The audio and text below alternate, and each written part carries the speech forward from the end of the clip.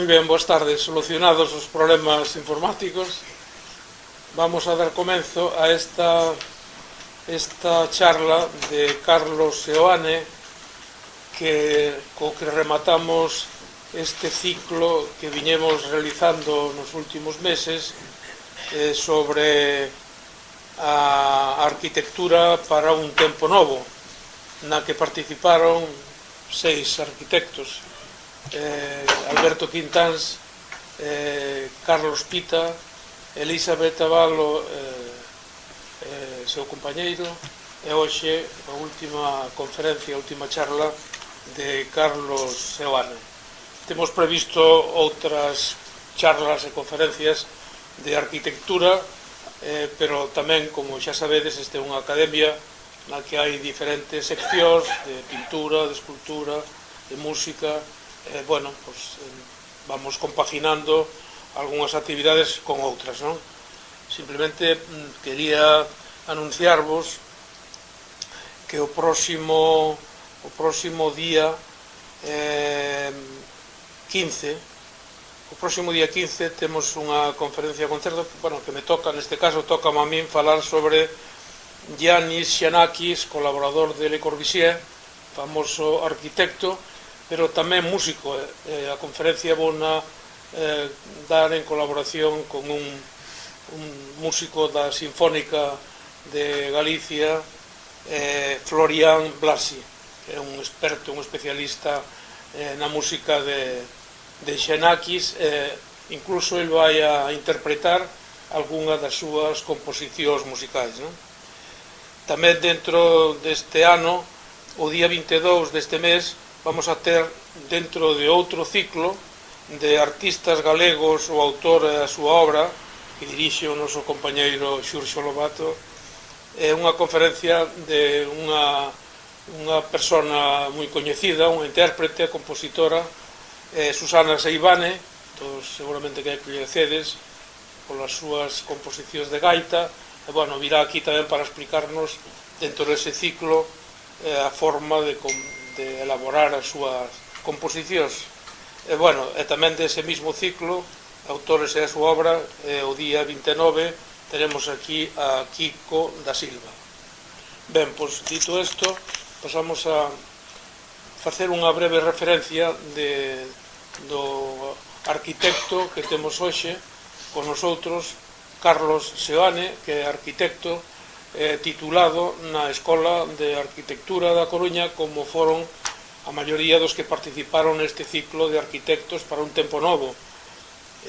Ademais de estudiar na Escola de Arquitectura, ten un máster na Universidade de Columbia de Nova York, e ten estudios de posgrados na Escola Superior de Artes e Diseño do Porto.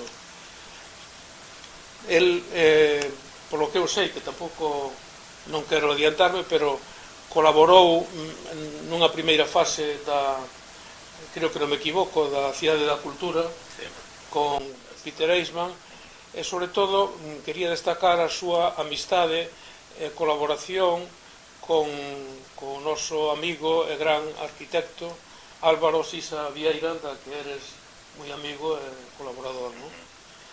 Recibiu diversos premios de arquitectura, o premio na 15ª Bienal Española de Arquitectura e Urbanismo do ano 2020 nas categorías de Arquitectura e Produto, e premio FAT no ano 2016. Premio FAT é o Fomento das Artes Decorativas, un organismo de moita importancia en Cataluña, que seguramente no resto de España é menos coñecido, pero que sí que ten unha gran importancia aos premios que concede esta organización. En fin, eu creo que a obra de Carlos Seoane seguramente non é moi conocida polo público en general, ainda que entre os arquitectos é un home e unha arquitectura moi apreciada, sobre todo nas últimas realizacións que eu lle coñezo de intervencións na paisaxe, que creo que nos vai explicar algunha desas, aparte de algúns edificios que tamén son obra dele. De maneira que, Carlos, eu non vou estenderme máis, eu vou te deixar aquí para que nos expliques, e moitas gracias por vir aquí.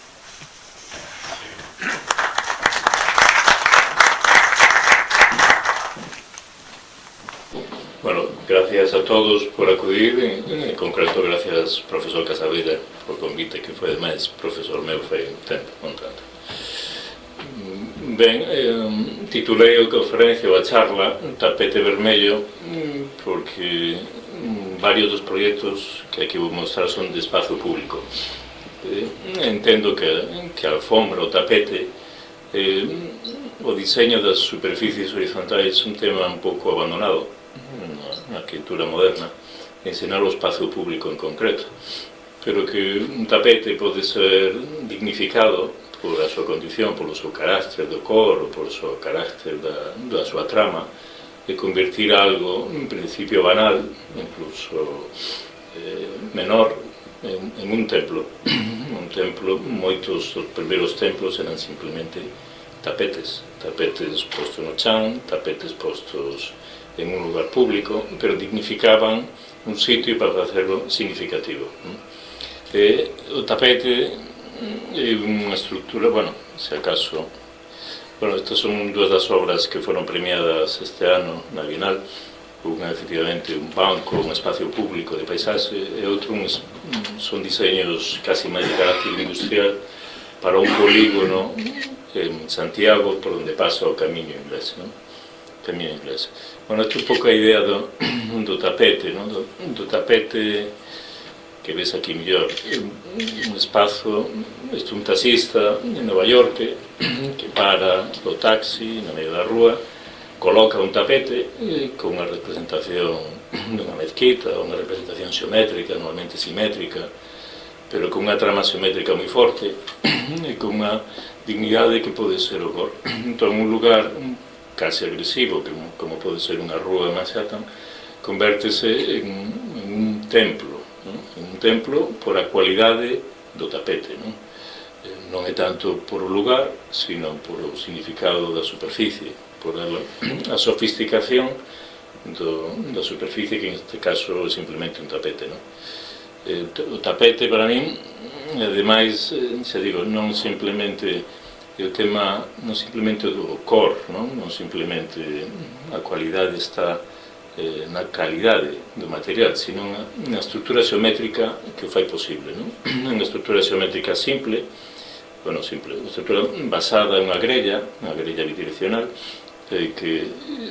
onde hai uns cabos que están en tensión, que é o que se chama bordimbre, e outras que fan a conexión. Uns están sempre en tensión, e os outros o artesán define con fíos distintos, con fíos distinto cor, define outra trama máis sofisticada, máis geométrica, con máis matices de cores, de profundidades, que o fai algo simple, como un fío de algodón ou de lana, convertirlo en un tapete distinto, cheo de carácter. O vermello sempre tivo esta condición de dignificado por a excepcionalidade da cor, era moi difícil hasta ben avanzado o século XVIII conseguir a chinchilla, que era o pigmento natural para conseguir o cor vermello. Incluso na época da colonización sudamericana, pois o material máis precioso era o ouro, a prata e a chinchilla, por a condición esta de pigmento natural para conseguir o cor vermello. En principio, non é tanto para mí interesante o tema do cor, como si o tema de trama xeométrica, que pode dar un carácter, e a importancia do carácter dentro dun elemento banal que dá significado. Penso que na arquitectura contemporánea, sobre todo no momento moderno, pero bueno, na arquitectura contemporánea en xeral, hai unha certa pasión ou preocupación polo que é o obxecto, o obxecto como elemento significativo que construye a identidade dunha arquitectura, un estilo. E, sin embargo, o tema do carácter, pois, un tema como, non digo que olvidado, pero que sí que nunca penso que está significado suficientemente. O carácter dun lugar, o carácter dun espacio, está moitas veces definido por a composición dos materiais, e por as estruturas geométricas cando son de diálogo. é algo que quizás o momento moderno por a vinculación a materiais máis contemporáneos como pode ser o formigón, pois perdeu esa condición de poder establecer carácter a través das intervencións, non? Perdeu, ou polo menos non lle deu a importancia que penso que ten na memoria colectiva e individual, non? A importancia do carácter dos lugares por enriba da forma dos lugares ou por enriba da dimensión dos lugares, non? A memoria está moi vinculada a experiencias que non son só visuais, que non son de dimensións, son moi vinculadas a experiencias a veces de cheiro, a veces táctiles, non? Pero non sempre só a visión. Hai un encapé, na miña opinión, excesiva na importancia da visión, na concepción dos espazos, non? E temas como o carácter, que pode servir polo vermello, non? Ou como pode ser por a condición da textura dos materiais, ha sido un pouco relexeada, abandonada, xa digo, por influencia de novos materiais, en miña opinión, por influencia, sobre todo, da industria da comunicación.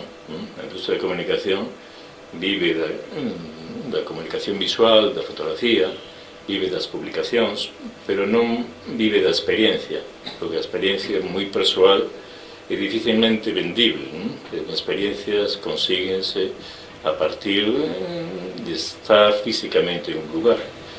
Eso pódese comunicar, pero non se pode vender. E como non se pode vender, en certa medida tense abandonado, tanto na educación como no debate. Os espacios non teñen carácter ou teñen menos carácter porque o carácter é un elemento moi sutil, moi persoal tamén, pero que non é fácil de vender.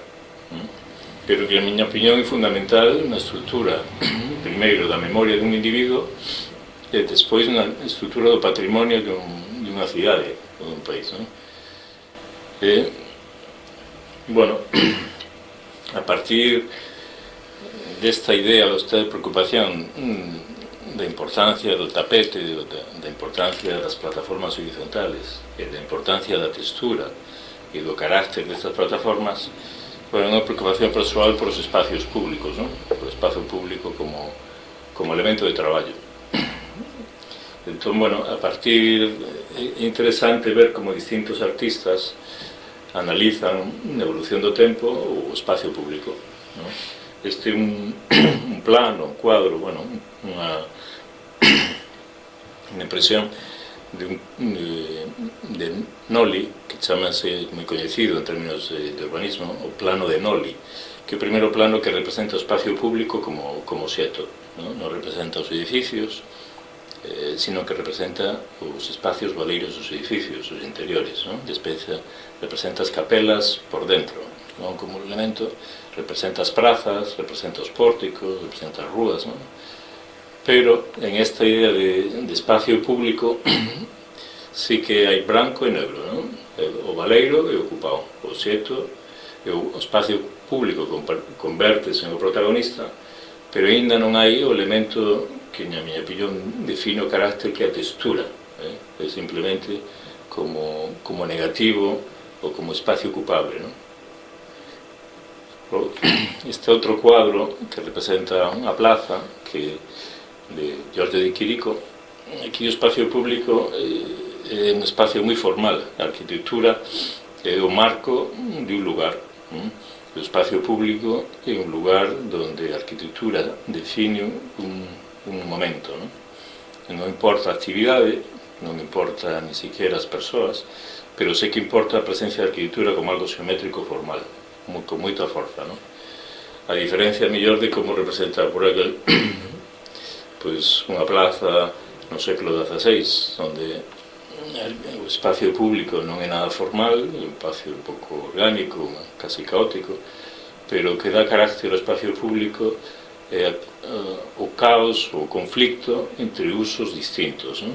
Hai xente que está roubando, hai xente que está vendendo, hai xente que está cantando, un pouco é un teatro da vida o que converte o espacio público en algo significativo dentro da concepción de Bruegel, ¿no?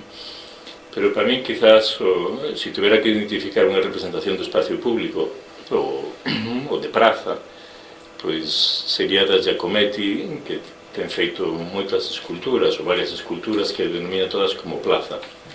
E todas teñen esta condición, que son distintas, pero todas teñen esta condición de unha gran base moi densa, moi pesada, pero moi densa, e despois persoas frágiles que se están aparentemente movendo, pero onde a arquitectura é a base, o sea, o peso e a densidade do tapete, da plataforma, que en principio é o lugar onde acontecen distintas actividades dos cidadáns. Non importa o fondo, importa o carácter e a densidade da base. A xente móvese con seguridade, en libertade, pero dentro de un lugar caracterizado por o espacio, pola plataforma, o tapete e o chan. Xa digo, na historia da arquitectura hai moita preocupación polos templos, polos monumentos, polos edificios, polo xeito arquitectónico como elemento que define os estilos, os períodos, como elemento que define prácticamente a evolución da civilización. Elementos como a Ágora de Atenas, non? Que basicamente é o lugar onde se define a democracia, basicamente que é o lugar onde se define as bases fundamentales da cultura grega, son elementos, non digo que estesen sin estudar, pero son elementos, en certo modo, relegados como o valeiro do espacio non ocupado, non? Se estudan as estoas, se estudan os templos, se estudan todos os monumentos, están catalogados, definidos, pero o espacio como elemento, como xeto que define a base fundamental da cultura grega, pois é un espacio como menos reflexionado, non?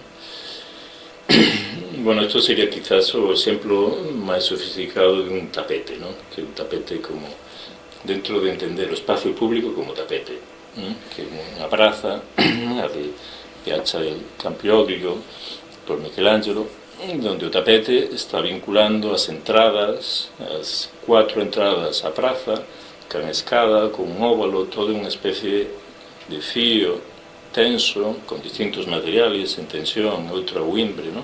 Está vinculando, está dialogando, poñendo en diálogo elementos distintos dun espazo non moi grande, pero moi sofisticado, e donde o plano horizontal do chan convértese casi en protagonista como elemento de carácter, como elemento de carácter, ¿no?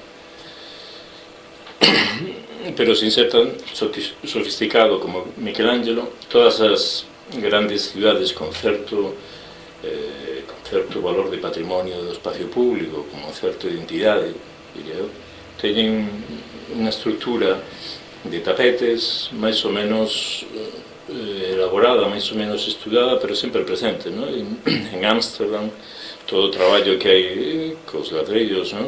Coas texturas entre material local que é un granito moi oscuro e o ladrillo, son estructuras, bueno, casi como tapetes, no sentido de que están xeométricamente articuladas, están xeométricamente vinculados elementos distintos do espacio que relacionan, ¿no? Non son casuais, non son sempre moi locales, con materiales moi autóctonos, pero sempre moi sofisticadas en términos de xeometría, ¿no? Bueno, en Italia, pues bueno, la piazza en Siena, ¿no? Que é unha estructura independente, donde acontecen carreras de cabalos en a Idade Media, pues hai estructuras parecidas, ¿no? Pues xa digo, este tipo de patrimonio que penso que toda Europa respétase, ou incluso en Estados Unidos, ¿no? Donde a malla, isto é Nova York, donde a malla ortogonal que define as rúas e as avenidas de Manhattan transmítese a estrutura de xuntas de formigón que definen as virarrúas, e convértese en elementos que vinculan o chan con os edificios, prácticamente ignorados cando se fala das cidades, ¿no? Se fala das plazas, se fala de edificios, pero esta estructura en calquer cidade con certo respeto polo patrimonio ou pola entidade propia a estrutura de como se fai o espacio público, como se estrutura a xeometría do espacio público, non é banal, non é banal. Pode ser Ámsterdam, pode ser Italia, pode ser Portugal, pode ser Estados Unidos, en calquer lugar. Bueno, isto era un experimento...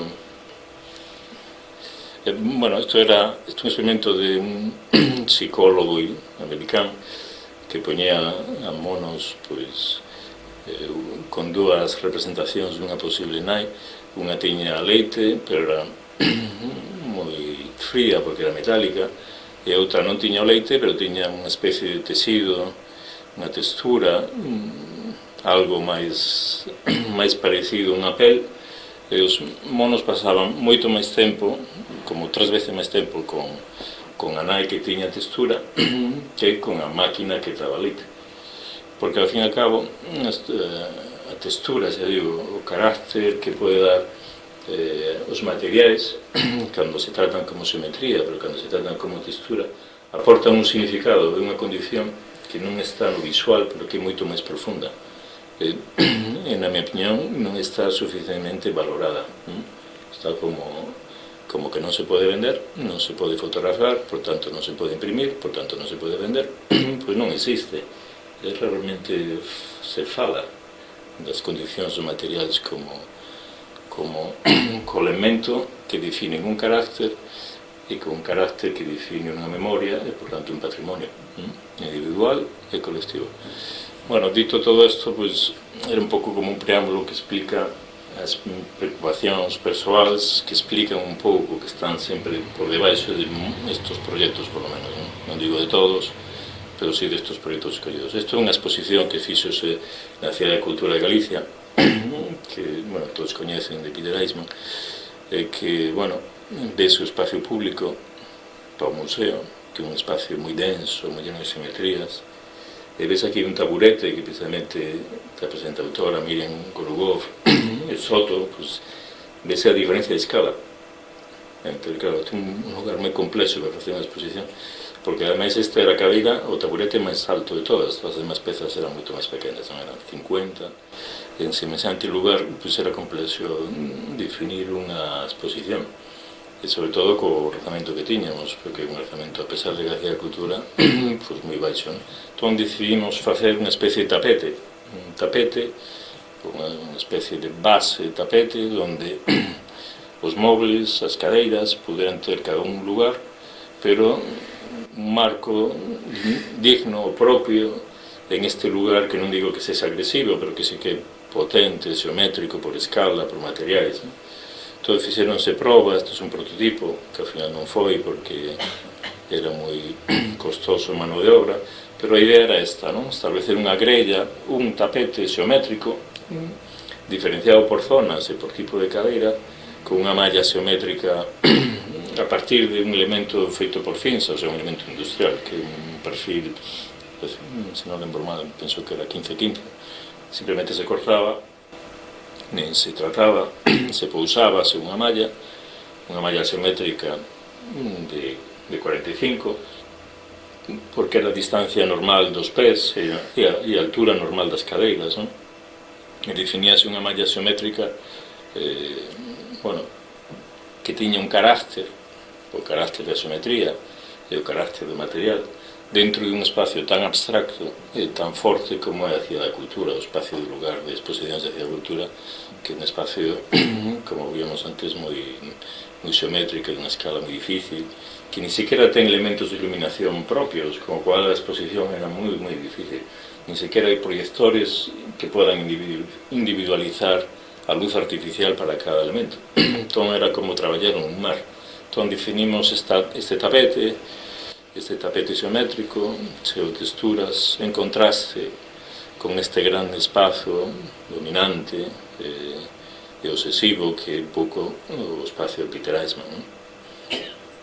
Había dentro da exposición, pois esta era a exposición dos diseñadores, arquitectos, algúns outros, non? De cadeiras galegos, e despois aparte había a exposición do que chamábamos os innovadores, non eran innovadores, eran, bueno, os primeiros pioneros. Os pioneros, pois, era Barbó, era Isaac Díaz Pardo, era de la Sota.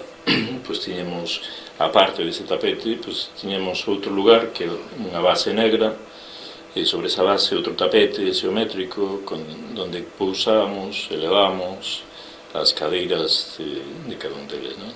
Díaz Pardo, en esta idea de que a tapete o elemento que dignifica, que non digo que faga un templo, pero que sí significa un lugar anónimo ou un lugar agresivo en términos de relación de escala, non? Porque isto é unha peza de 80 centímetros e un espazo de, bueno, fácil 20 algo, non? Esa estructura, ou ese elemento constructivo, que eran os perfis 15-15 de Finsa, pois servenos tamén para facer unha especie de auditorio temporal, donde, bueno, donde explicar a conferencia aos grupos, digo conferencia, a exposición a distintos grupos, non?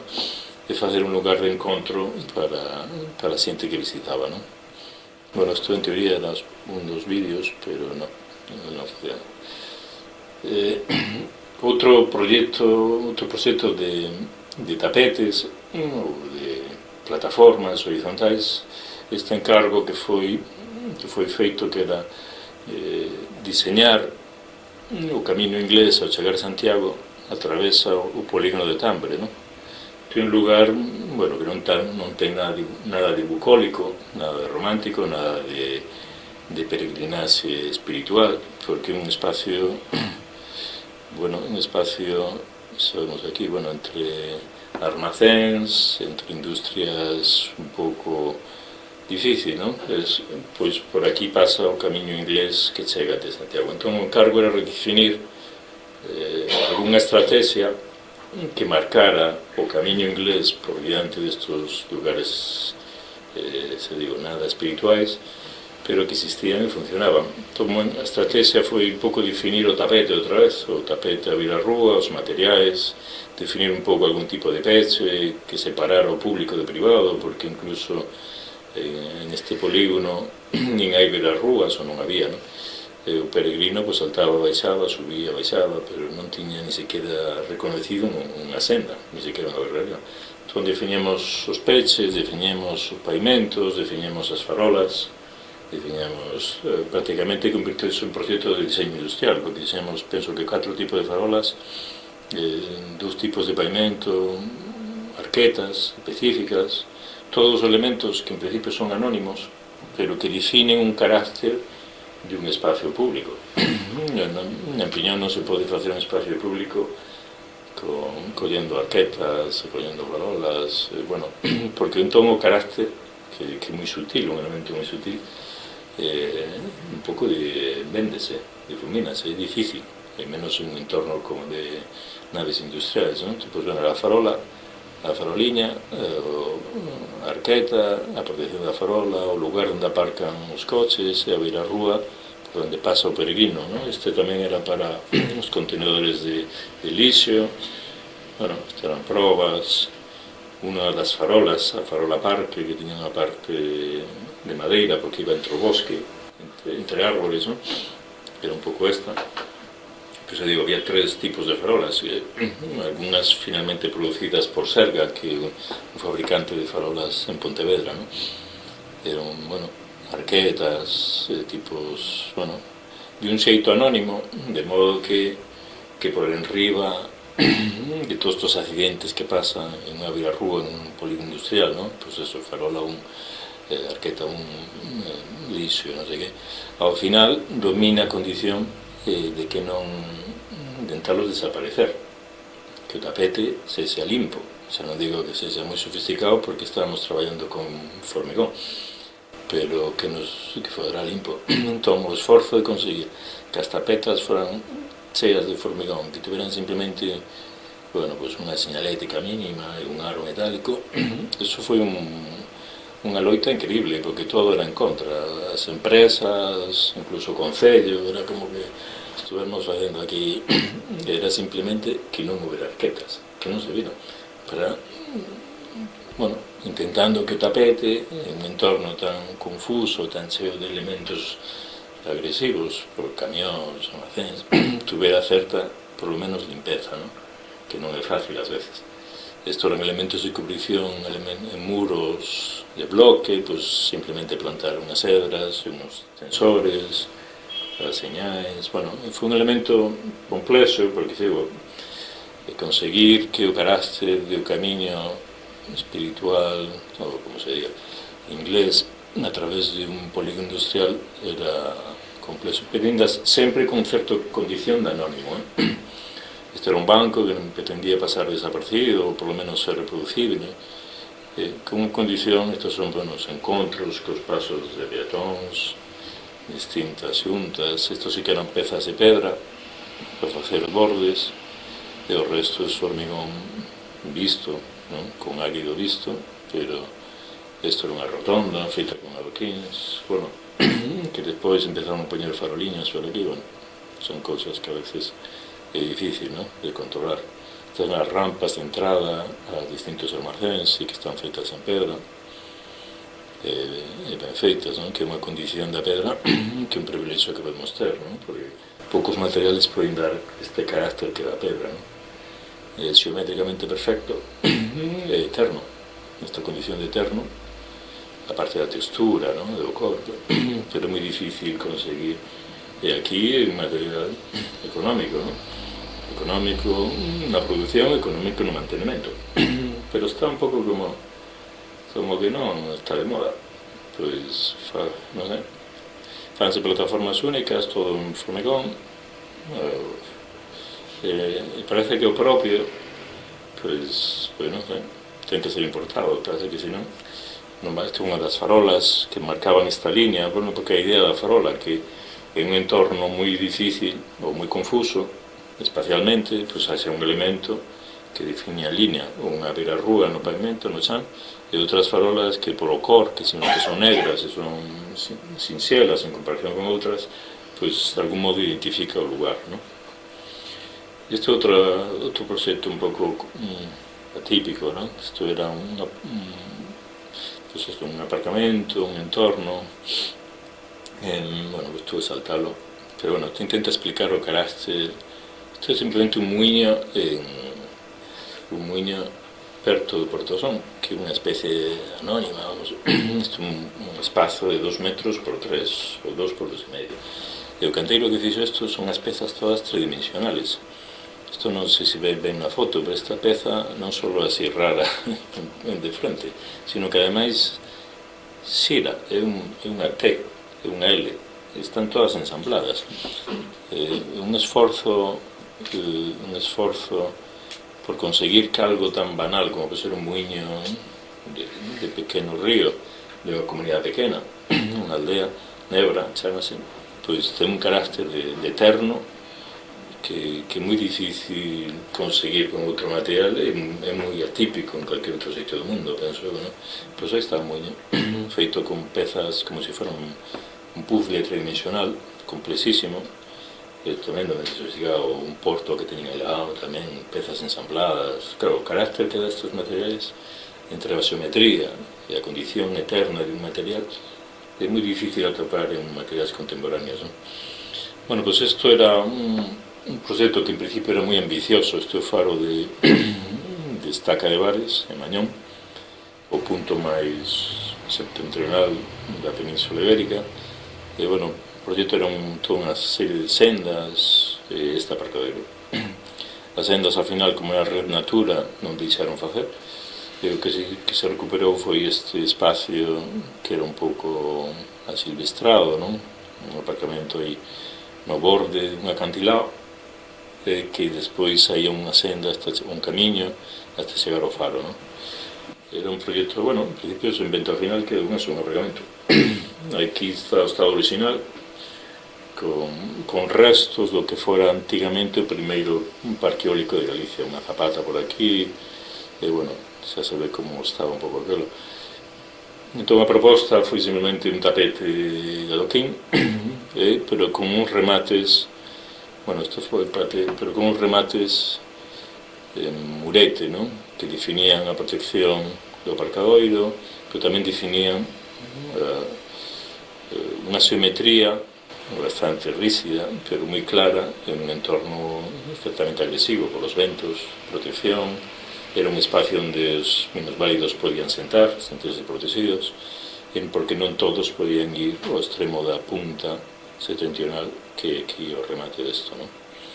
E aquí está o faro, e aquí está unha antiga torre de señales acústicas marítimas, que tamén non foi fácil conseguir demoler, pero ao final conseguimos, bueno, limpar, non? Porque non tiña uso e porque tiña unha posición prominente na paisaxe, non?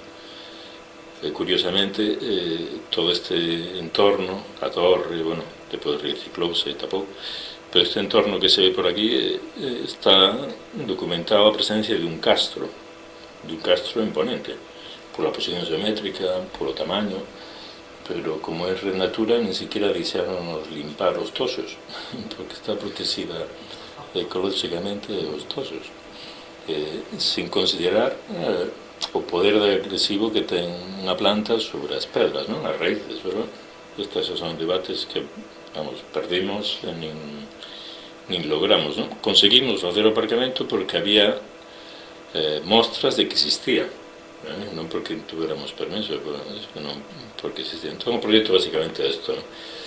Un plano tapete con uns bordes que protexen por un lado a caída e por outro pois fan lugar de asento para xente que non ten dificultades de mobilidade e non pode chegar hasta o punto máis ao norte que o faro e a continuación do faro o acantilado, non?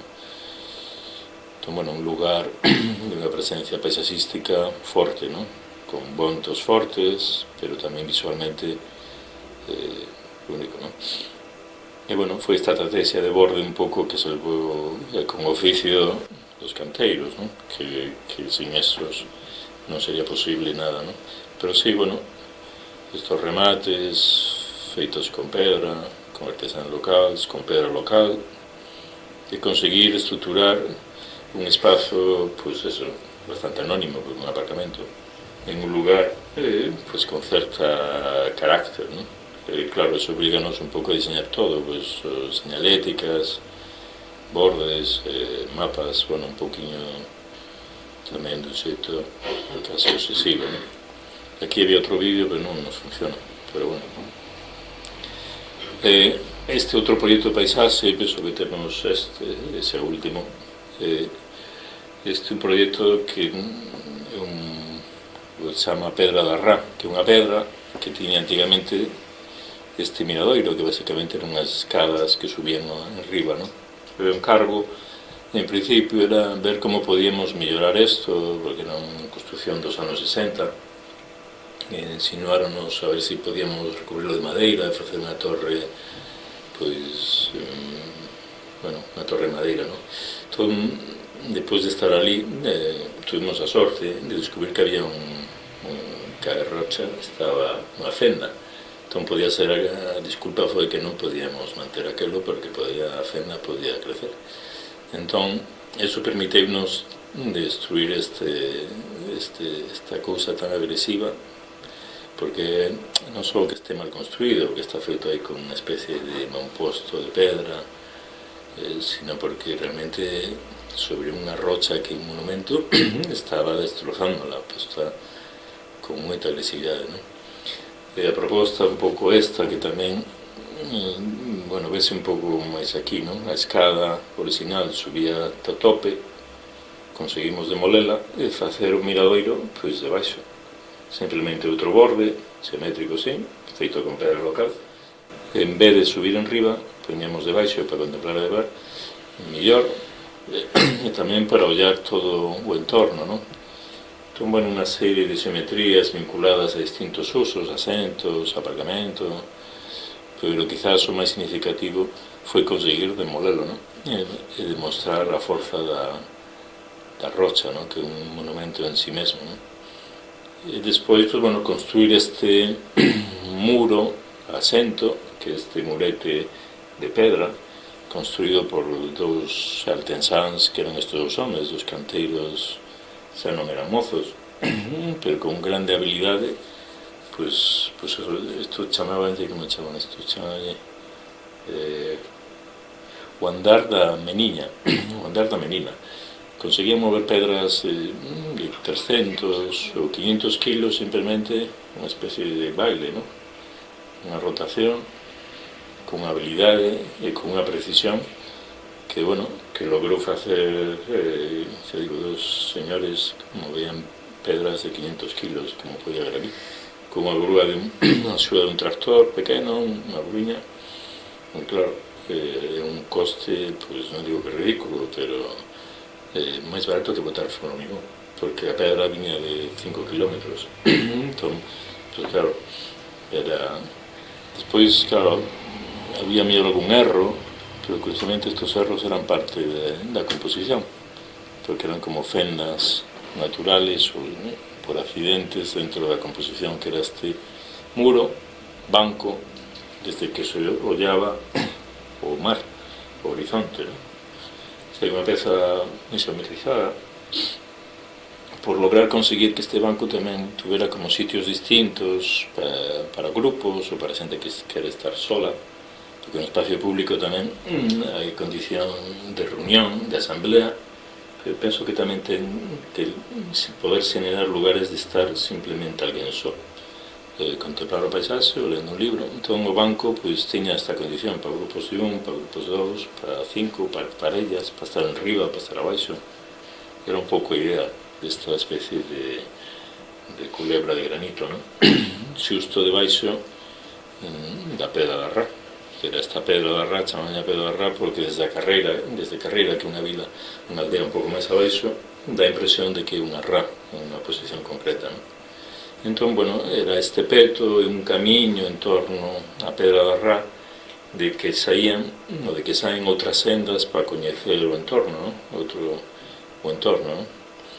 Que é un entorno moi rico incluso en patrimonio, porque en riba desta colina, deste monte, está o castro da cidade, que é un castro moi potente, ¿no? Bueno, pois estas pedras que pesan máis de 500 kilos, pois un tractoriño e dos homens con moito oficio conseguían facer, ¿no? E unha composición, bueno, eu penso que, claro, isto, xa digo, o coste é ridículo porque era máis barato que facer en formigón o chan. O murete, evidentemente, un pouco máis, pero claro, es que isto é eterno. Isto pasará aquí con mantenimiento a cero, ¿eh? Aquí non hai nin pinturas, ni nada de nada. Pasarán 500 anos, cero mantenimiento estará igual, ¿no? Isto, claro, esta condición do carácter do material, que este carácter, pois, vexo que é moi difícil, a condición, a carácter da geometría, o carácter do material. E aquí temos o privilexio de ter materiais e ter artesáns que saben traballar con eles, que penso que non están sempre igualmente valorados, ¿no? A parte de economía local que xenera, ¿no? Porque estos son, xa digo, canteira a 5 kilómetros, os canteiros son da vila, entón é toda unha cuestión que está aí detrás, ¿no? Este era un banco deprimido, porque claro, o lugar é tan rico que unha proa, podes ollar o Atlántico, podes ollar as illas, as Cíes, pero tamén podes ollar o Corrubedo, entón hai como distintos sitios procurando un movimento, non unha cousa que está en riba da rocha, sino xirar, ver, moverte, e disfrutar, bueno, das vistas, pero tamén da capacidade de movimento, ¿no? E, bueno, sí que o tapete, ás veces, é máis ou menos elaborado, ¿no? Na medida que permiten son os artesáns, tampouco máis aló. E despois este proxecto tuvo outra fase, porque sí que é certo que non era del todo accesible, porque isto era plano, pero chegar hasta aquí, pois hai que a senda vai por enriba de rochas. Entón, a proposta era, nos pediron que fixéramos outra senda máis sinxela, máis simple.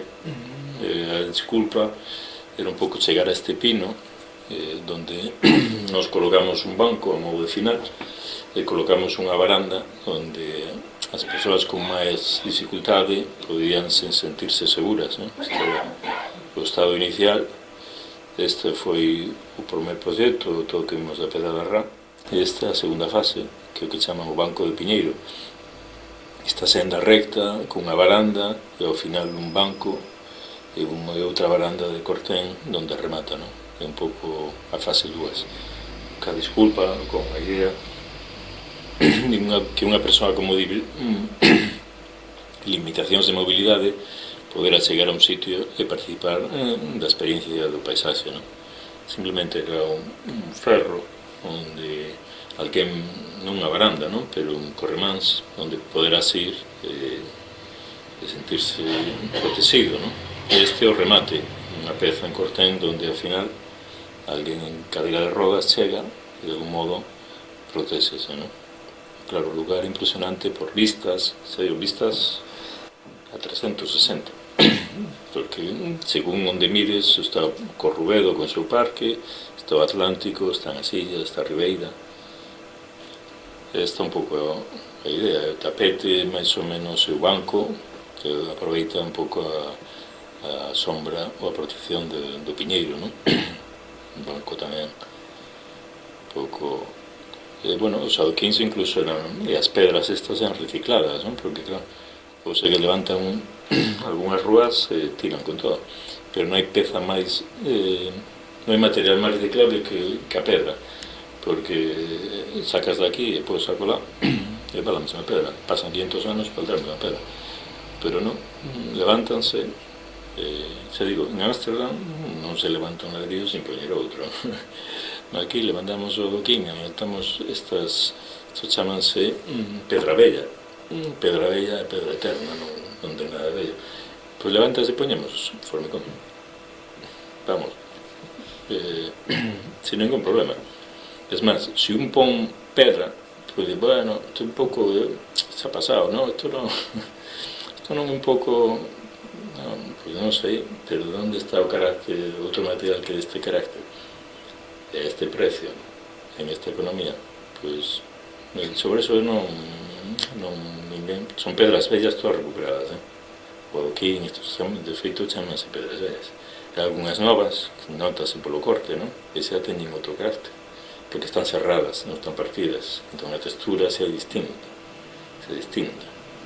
Este é o final.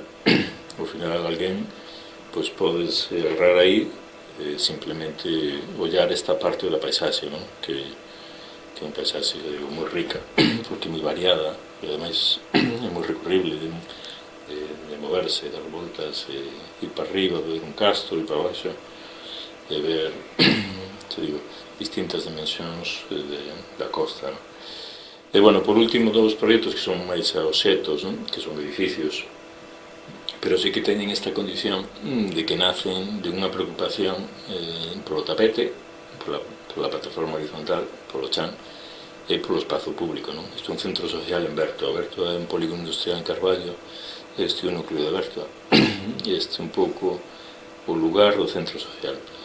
Entón, o centro social, pois, bueno, ten funcións, aulas, que poden ser gimnasios, espacios así un pouco flexibles, e despois ten unha zona de administración e outras zonas que son como aulas máis formales, tipo informática ou aulas convencionais.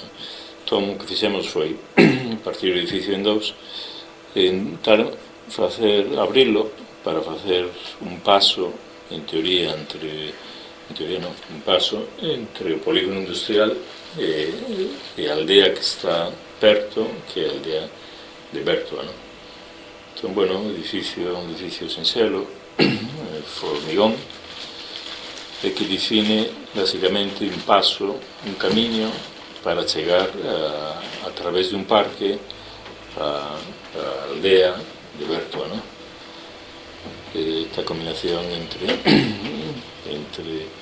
a pedra que fai o tapete e o edificio, que é un edificio feito en formigón, simple, pero buscando outra vez esta recuperación da textura como elemento de definición do carácter, non? Entre a madeira, a pedra, esta sería a entrada ás oficinas, está sacada desde unha das aulas de gimnasia, non? Isto un pouco o lugar das conferencias ou de aulas máis, bueno, máis activas, non? Sexa gimnasia, sexa baile, en diferencia, e isto un pouco o espacio de administrativo, unha oficina, e este sería a aula máis convencional, onde, bueno, nos deixa diseñar a mesa, a lámpara, que é unha lámpara continua, uns apliques de parede, porque, bueno, sí que unha das miñas obsesións é non ter falsoteitos, e como non hai falsoteitos, pois temos que resolver as iluminación con elementos de parede ou colgados de teito, pero para non exagerar no gasto, pois temos que rediseñalos de algún xeito, non? Entón son lámparas, esta era unha lámpara indirecta e directa e con emerxencia, resolvía todo unha pletina de aceiro colgada. Isto simplemente a oficina de administracións, esta outra aula todavía sin cadeiras, pero xa por lo menos con a mesiña. E, bueno, esta vez este outro proxecto tamén de un edificio, tamén do centro social, e tamén onde o edificio ten esta condición de preocuparse polo espacio público por enriba do obxecto en si mesmo, non? Ou por lo menos esa foi a idea. Entón tamén un edificio partido, pero en vez de definir un paso, que define unha plaza en un lugar que é unha aldea de Oleiros, que está definido por encontro de camiños, esta iglesia, pero non xenera nin siquiera un adro suficiente, non? Hai camiños e sendas, é un lugar bastante productivo, pero non tiña unha plaza, nin siquiera un lugar de encontro, non? Entón o edificio, pois, bótase aos límites, aos fondos, e intenta xenerar algo parecido a unha plaza, non? Algo parecido a unha plaza, e algo parecido un banco corrido onde aquí os rapaces poden xogar, aquí ao chave, aquí o fútbol, o que sexa, non? E o edificio outra vez divídese en dous, un máis multifuncional, un máis informal, porque para aulas tipo activo, tipo clase de gimnasia, e outro con aulas máis formales, non? De mesa e cadeiras. Bueno, a pel era unha pel de madeira que en teoría abríase esta pel inteira para permitir que o espacio multiusos de aula fundírase ca plaza, ¿no? Que fora todo, podera ser a plaza, edificio, unha mesma cousa, ¿no? Esta visión desde a plaza, ¿no? O edificio administrativo, este edificio un pouco como panel de madeira que debería verse para dar uso, activar a praza, ¿no? Esta entrada ao centro social, este o panel biombo que ábrese coa intención de abrirlo a praza, ¿no? Este carácter, bueno, buscando esta condición de textura no formigón, esta condición de edificio, bueno, tapete, edificio, o xeto, o espazo, ¿no? Este un pouco banco corrido, en pedra, que levantaba o edificio, pero permitía ao mesmo tempo usarlo, este basamento, como lugar de asento para as festas ou para os xogos dos rapaces, ¿no? Tamén feito con pedra, granito silvestre, do Barbanza, o sea, pedra local. Estas son a traseira da zona de administración e das aulas, ¿no? Con unha parte de iluminación e outra parte de ventilación, en madeira e vidro, ¿no? E entre elas un patio para salir a fumar ou para, bueno, descanso na parte administrativa, ¿no? Aquí sí que nos deixaron diseñar hasta as cadeiras, as mobles, as mesas, as cadeiras, as lámparas. E, bueno, foi un exercicio difícil por problemas de orzamento que sempre hai, pero interesante. Aí están as cadeiras desta zona, a da zona do multiusos, pois eran apilables, ¿no? Para poder desaparecer. O sea, desaparecían e aparecían según o uso. E outra vez a lámpara continua, o teito visto de formigón, e isto, bueno, o espazo de conferencias ou actividades un pouco menos convencionais ou menos formales, como unha aula completa, ¿no? Aquí o fondo, a zona de maquinaria. Isto sí que tiña un panel acústico que podía separar distintos ambientes según a dereita ou a esquerda, con distintos usos simultáneos, ¿no? mesas con cadeiras ou conferencia, traballo ou conferencia, non? Bueno, por último, se acabó, isto é unha frase de Joan Miró, que él se definía a sí mesmo como sardineiro, ¿no? En ese sentido, en ese sentido que él empezaba, deixaba as cousas, facía unha cousa, facía outra, esperando como que todo madurara, ¿no? Sin moitas presas, ¿no?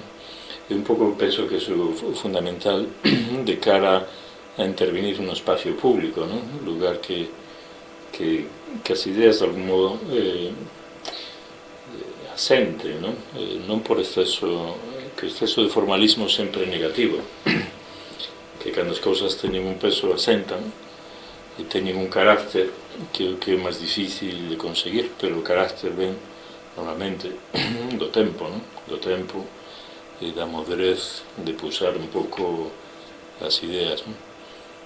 E, bueno, con isto penso que remato a exposición e non sei se alguén quere preguntar ou comentar algo, pois encantado.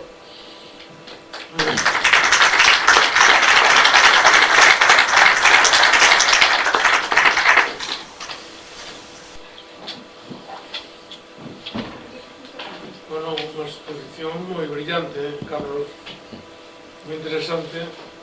Tanto a primeira parte esta exposición que fixeches sobre o tapete, sobre o traballo do plano horizontal,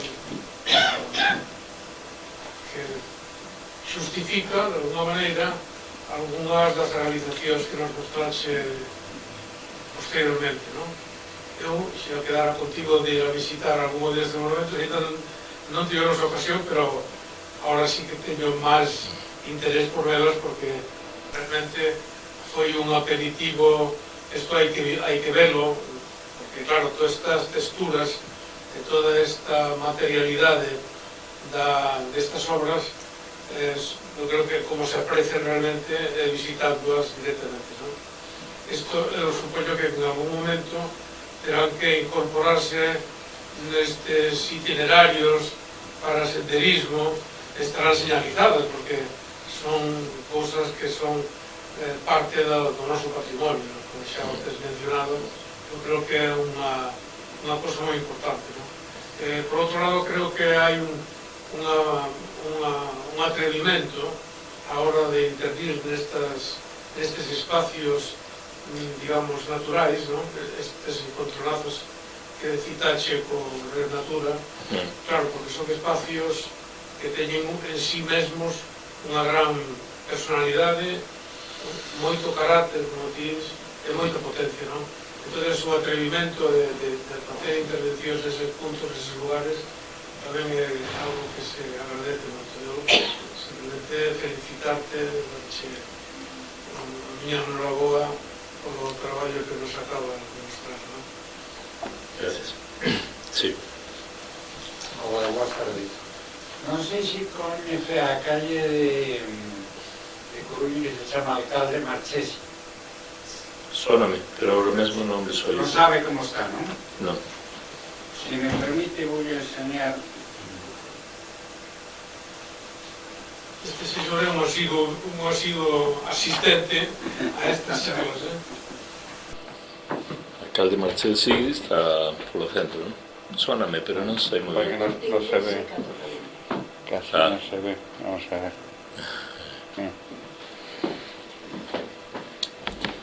O sea, bueno. El problema es que están, o sea, peatonalizando a calle, digamos que le están poniendo un tapete. No chan están pintando unas figuras geométricas, Sí, coñezco. con 5 colores. O sea, ponen una resina, después pintan. Entonces, para mí está quedando deplorable. O sea, porque con las manchas das gaviotas, líquidos que se caen y no sé qué tal, parece que, vamos, de pena. Entonces quería saber, falando de tapetes, si se lle ocurría alguna idea, ven cambiando a forma, os colores, ou alguna forma de conseguir, sin abandonar o proxecto ese, de frente, non? Sí, bueno, xa conseguir que sexa un espacio público onde antes era un espacio de aparcamento na máis, pois é un avance, non? Normalmente, claro, estas solucións están moi limitadas pola economía, non? Entón é certo que hoxe pois a mellor unha solución en formigón visto pode ser máis económica, o cual permite facer máis actuacións do mesmo senso, non? De patronalización. E claro, unha cidade que pasamos de casi non ter espacio público, pouco, non? Que comenten os espacios públicos é por si importante. Quizás terá que ver unha segunda fase onde a mellor o carácter deses espacios públicos pois a mellor se pode reconsiderar, non? Pero bueno, é como todo, non? Paso apropiar o espacio público como propio, buscar lugar pos coches, separar dos peóns, non? E lugar de espacios de encontro, que é un gran avance, non é fácil, non é doado. E despois, pois, ao mellor son experiencias, non? Pode ser millorable, penso eu, non sei, se verá co tempo, pero polo menos hai un gran avance, que é conseguir que a rúa sea un espacio de encontro, non? Despois, se a mí me gusta máis a pedra e outro que gusta máis o formigón, pois, bueno, tamén un pouco, non digo que de gustos, pero sí que eu penso que a pedra e materiales tradicionales teñen un carácter que dificilmente atopase no formigón. Pero, bueno, para gustos cores, non? Pero sí que polo menos temos espacio público recuperado, non? Alcalde Marchesi, pois era un lugar peatonal. E despois verase se aí aparecen tratamentos de impermeabilización, que hai nos tamén, non? Ou tratamentos de outro tipo de acabado. Pero, claro, isto xa, o primeiro está conseguido, que temos un lugar onde antes era simplemente aparcar e camiñar dificilmente, non? Porque unha calle, incluso unha rúa non é ampla, non? Entón, conseguir ver as rúas de 10 metros, cando antes eran de 1,5 metros, pois claro, pouco a pouco, non? Pero sí que hai tratamentos que impermeabilizan, claro, eso non é o máis complexo. O máis complexo é conseguir convencer o risco de mudar o uso do espacio público, porque sempre se nera reaccións. Nós, cando demolimos as escadas que subían a Pedra da Rá, que parece algo obvio, pois tuvimos reaccións en contra da xente que viña agora, pero bastante agresivas. Por qué? Porque estás claro, me dicen, non, porque eu subín aquí de pequeno e quería subir con meu fillo e agora non a teño. Claro, é o problema. Pode ser agresiva, pero estás intervindo na memoria de alguna xente, que foi que na súa memoria estaba aquelo. Voltan 20 anos e non está aquelo, e ti has sido causante de destrozo. Entón, interviene sempre o espacio público moi polémico, porque estás intervindo na memoria colectiva, individual. Entón, calquera intervención xenera sempre críticas. Pero, bueno, hai algo básico que conseguir o espazo. Antes privatizado por coche, e agora común, colectivo, público.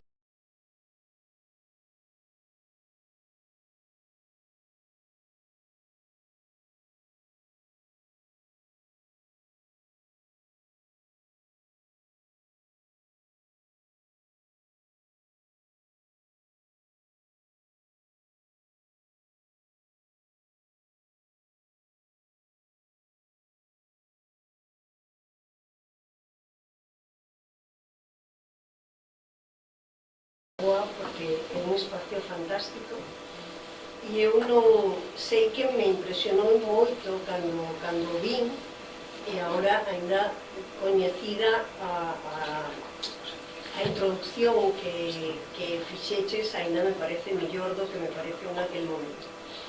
O de bares non o coñezo, pero de verdad que teño ganas de ir agora desde que o fixeches. E dende logo coñezo non o coñezo agora, o atravesar o polígono de Cambre, pero sí que o atravesei facendo camiño e era un sitio espantoso, realmente espantoso, así que penso que, vamos, noraboa. Gracias. Sí, o do período de Tambre foi unha experiencia complexa, sabe, porque hai que entrar, claro, hai que entrar no diseño industrial de pezas que están no mercado, o sea, convencer a alguén de que hai que rediseñar unha farola ou unha arqueta, bueno, un traballo non se pode ni imaginar. Convencer de que unha arqueta ten que estar rechea do mesmo material que o lado, que non pode ser aí un parche. Menos mal que era o camiño inglés, senón hubiera sido imposible. A única ventaxa que temos que era un camiño de patrimonio de UNESCO. E eso facilitou de unos argumentos para conseguirlo. Pero claro, aquí xa digo, non hai respeto polo tapete, non hai respeto polo patrimonio básico, pola entidade, porque claro que en Galicia hai rúas antigas ben feitas, pero quizás son excesivas, son como un certo complexo, non? Que ven importado, formigón, non sei que, falta reconocer o valor do propio, identificarlo, non? Porque non está identificado, entón como non está identificado, podese demoler toda a pedra bella, menos mal que hai un canteiro que a copia, e podese reusar, pero ningún complexo para demoler. Claro, perdese memoria colectiva importante. O sea, o que non pasa, penso eu, en ningún outro sitio que eu coñezca. Ni siquiera en Estados Unidos fan unha beira-rúa a cada un distinta. Vamos, fan con historias. Podría entrar como están feitas nas xuntas das beira-rúas en Nova York, que están, non son casuales ni materiales, son con relacións geométricas, de formigón, pero está, non é de feito a pasar, non? Que aquí é unha expresión moi común, a pasar, non te complicas a vida, hombre, a pasar. Non, hai un respeto polo máis básico, que é o espacio público. Un exemplo, pasei fai uns anos, pasei de Arbo a Melgaso. A diferencia é abismal. Claro. E en Arbo é moita pedra, efectivamente, moito granito, pero granito cortado en 50 por 60 e colocado sin resolver os encontros. Cruzas a ponte e os encontros están resoltos. Claro. Sí, é un problema difícil de entender, pero pasa por entender que a identidade en que está basada, ¿no? Que significa hacer espacio público en Galicia. Pues, non sei se hai un debate, pois alguén pensa, pero moitas veces a impresión de que non pensa. E como todo é fotografía, claro, pois desaparece porque as xuntas non se fotografían, é imposible. Os traballos xeométricos sofisticados de xuntas de tapetes son infotografiables, pero si cando un está ali dáse conta, claro que se dá conta, pero implica un traballo grande de documentación, implica uns artesáns recoñecidos. Entón é un pouco ir contracorrente, pero se desde por lugar propio non se identifica, quen vai vir a identificalo? Claro, se deteriora o patrimonio e se deteriora a identidade, desaparecerá se ninguén decide que os tapetes, o espacio público ten unha condición de patrimonio e ten un pasado e ten unha identidade. Se pode mellorar, pero que non se pode ignorar cual é a cualidade, porque senón, a mí me parece preocupante, pero bueno, con un pouco aí está, na loita. Sí, no había... Sí, yo en primer lugar, enhorabuena, te felicito. Pero voy a preguntar una cosa y prácticamente la contestación que diste a la compañera lo has contestado. En primer lugar, no conozco esos sitios, me apunto al viaje que vais a hacer Casabella y tú, porque sí que me interesa. Me pareció, como se llama, una sensibilidad extrema en tus actuaciones. Después, y creo que ya has contestado, ese acierto de escoger la piedra por todos, por el componente que es la textura, el carácter, como se llama, la cualificación, es ir en contracorriente. Muchas veces hablabas del hormigón y de otros temas. Está claro que mi pregunta era tan sencilla como hoy en día se puede trabajar la piedra con el carácter moderno, contemporáneo, de diseño y de mimo que tú le das, y existe industria que te lo pueda producir, porque claro, me parecen unas obras muy minoritarias este tipo de actuación de esta manera, y entonces contracorriente tiene que ser una lucha tenaz, atroz. La paciencia que has tenido que demostrar para llevar a cabo, evidentemente, esas actuaciones, frente a lo fácil, una vez, evidentemente, que el contratista tiene la obra y ha hecho una baja del 30%, y ahora ven aquí hormigón impreso e imitamos cómo se llama la piedra, tiene que ser una realidad. Y en parte, es eso, que es una pregunta más o menos ya se lo has contestado, pero cuéntame o dime más o menos en qué posición estás reivindicando a estas alturas un material tan nuestro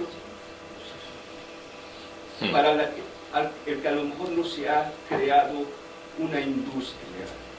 Sí, no, la industria la hay, y aún la hay, ¿eh? La ha habido mucha más, pero la hay. Lo que pasa es que los lobbies, como se llame, ¿no? de las constructoras, no interesa nada complejo, claro, no interesa facturar, ¿no? Entonces son alguien que va a hacer una calle pues de 2.000, 10.000 metros cuadrados. Puede hormigonar por teléfono, oye, necesito 15 metros cúbicos de hormigón. ¿Has patentado alguna de las piezas que tienes ahí? No, porque son... Bueno, las farolas sí, se han patentado porque hay una industria detrás, que es gallega, pero las otras piezas son muy específicas, ¿no? Sí, pero, o sea, lo específico, lo artesanal, el otro día me decía, no, pero ¿por qué no hacemos piedra 60 por 60? Pero vamos a ver, al hombre que corta 60% igual cortar 60 por 80 que 60 por 90, es más, menos cortes. Pues hay toda esta tendencia a que la sistematización es más económica. No es más económica, es simplemente el interés de las grandes constructoras de no depender de artesanos ni de materiales propios. Es muy simple llamar y pedir precios de metro cúbico de hormigón contra buscar piedra a una cantera, ir a otra, pedir precio, buscar un cantero, pedir otro, que es un trabajo más difícil para alguien que solo se preocupa por la rentabilidad económica. Entonces, ese mensaje de que el hormigón es más barato y que la piedra da problemas, es un mensaje falso, pero es tan constante con las administraciones que uno se encuentra ayuntamientos y que te lo dicen. Y ¿pero qué me estáis hablando? Si vosotros tenéis una cantera a 5 kilómetros, que cortarla cuesta nada porque está aquí al lado, el transporte es nada, ¿cómo que vamos a hacer esto en hormigón? Pero si vamos a hacer los números, no interesa, porque el mensaje ha sido tan constante y tan, lo llaman lobby, pero bueno, no sé cómo llamarlo, pero es destructivo. Es destructivo porque ha anulado grandes patrimonios de zonas, de pueblos pequeños de Galicia, puertos, Dios mío, lo que se han hecho en puertos. Se han destrozado con hormigón, sin ningún sentimiento de culpa y sin ningún sentimiento crítico. Pero con hormigón en puertos que antes estaban hechos con piedra, bueno, y aquí podríamos ver fotos, ¿no? Y como que si eso no fuera patrimonio.